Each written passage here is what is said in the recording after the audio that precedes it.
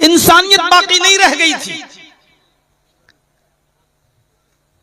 जुआ इतना खेलते थे कि पढ़िए ज़ादुल मआद, जुआ खेलकर जब रकम हार जाते थे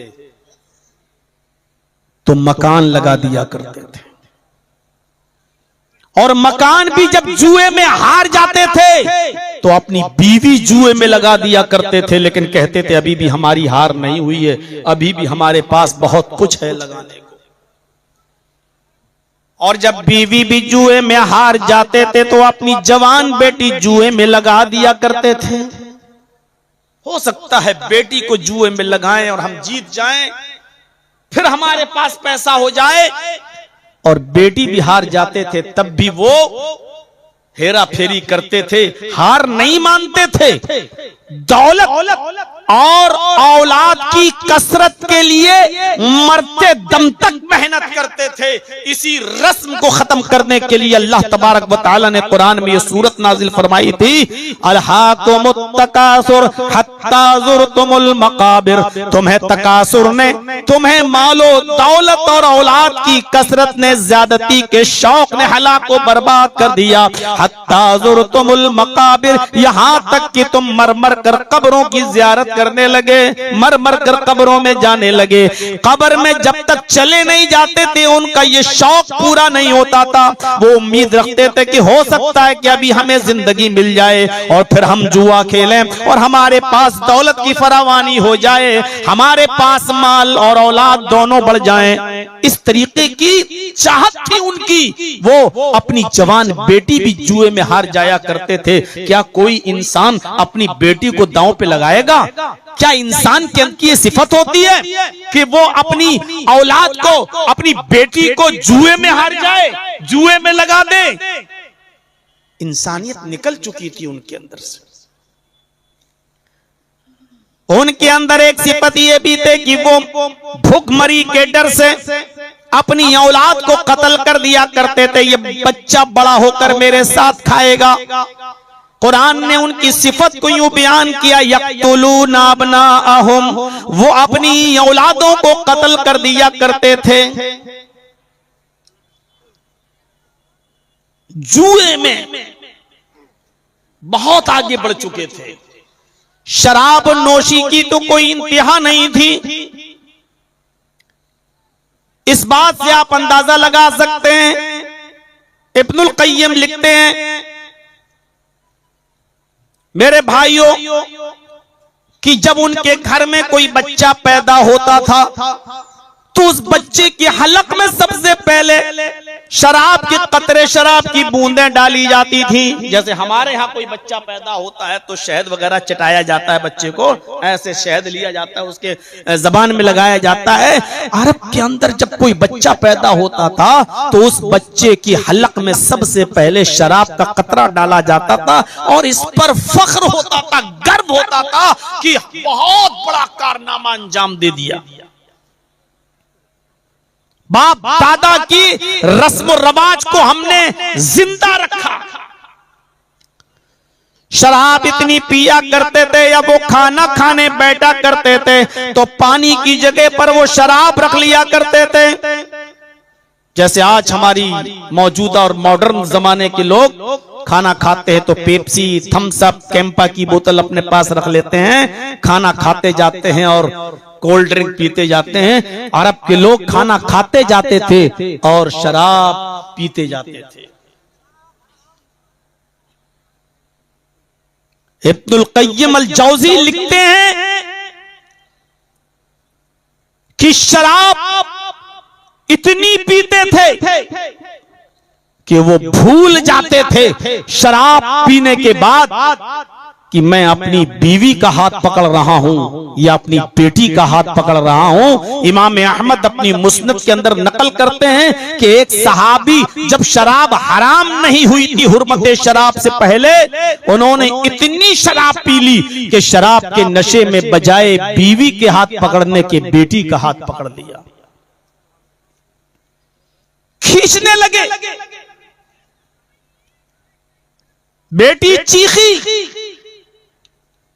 मां दौड़ती हुई आई, अपने शौहर के हाथ से अपनी बेटी के हाथ को छुड़ाया और अपने शौहर को कमरे में बंद कर दिया। ये शराब का नशा था। इसीलिए शराब को फौरन हराम नहीं करार दिया गया, मुख्तलिफ मरहलों से गुजरने के बाद शराब की हुर्मत का ऐलान हुआ।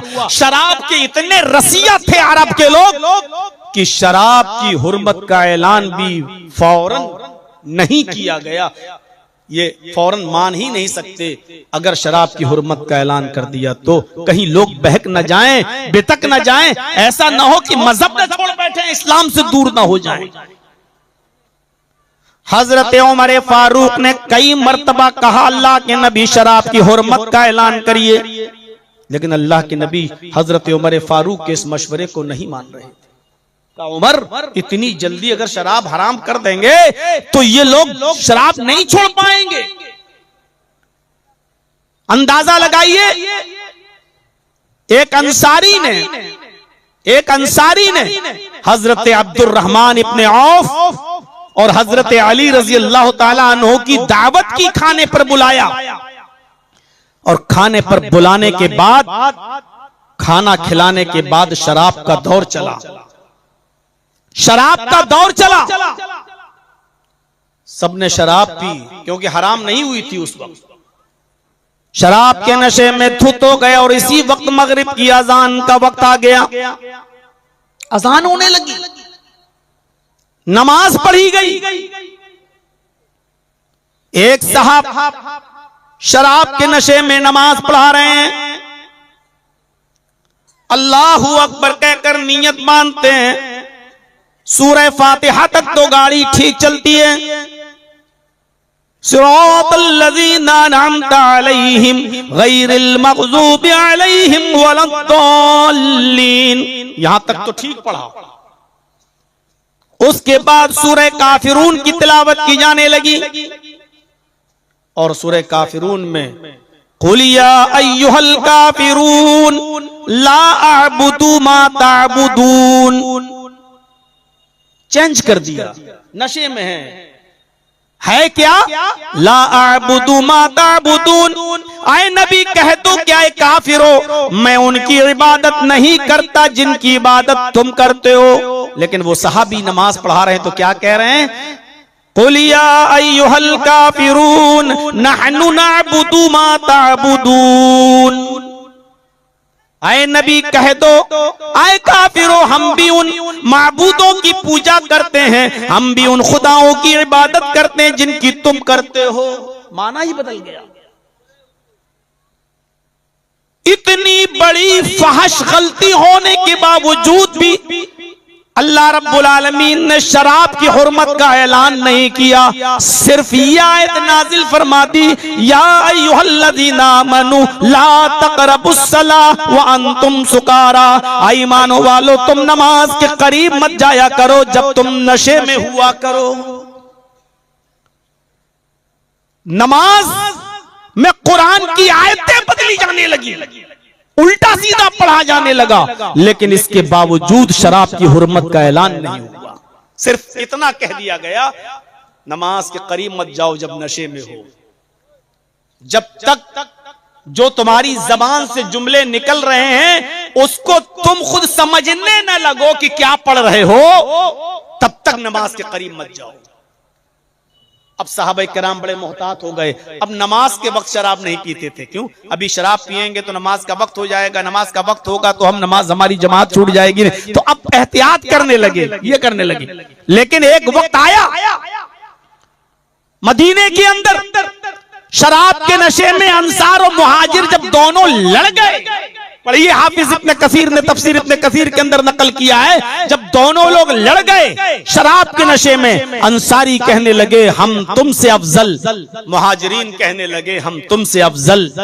अंसार कहने लगे अल्लाह के रसूल सल्लल्लाहु अलैहि वसल्लम को हमने पनाह दी, तुम भूखे और नंगे मक्के से चलकर हमारे पास आए थे, हमने तुम्हें घर दिया रहने के लिए, तुम्हें बसेरा दिया, तुम्हें ठिकाना दिया, तुम्हारे पास कुछ नहीं था, हमने तुम्हें आबाद किया और आज तुम हमसे अफजल बनते हो। और उधर मुहाजिरीन कहने लगे अल्लाह के रसूल हमारे खानदान में कौम कुरैश में पैदा हुए, खानदान बनु हाशिम में आए, हमारी कौम तुम्हारी जमात तुम्हारी कौम से तुम्हारी बिरादरी से ज्यादा अफजल। आपस में तलवारें निकलने लगी, एक दूसरे पर अफजल होने का दावा करने लगा। उस मौके पर अल्लाह तबारक व तआला ने शराब को मुकम्मल तौर पर हराम करार दे दिया और ये आयतें नाजिल फरमाई, या अय्युहल्लज़ीना आमनू इन्नमल खम्रु वल मैसिरु वल अंसाबु वल अज़लामु रिज्सुम मिन अमलिश शैतान फज्तनिबूहु लअल्लकुम तुफ्लिहून। गौर कीजिए आप, शराब के नशे में वो बेटी का हाथ पकड़ने लगे, इंसानियत बाकी नहीं रह गई थी। एक बकरी इस कबीले की दूसरे के कबीले में चली गई, इस आदमी की बकरी ने दूसरे के खेत में थोड़ी सी घास खा ली। सीरतुन नबी पढ़ी अल्लामा इब्ने हिशाम की, इतनी सी बात को लेकर जब झगड़ा चला तो ये झगड़ा 27 साल तक चलता रहा।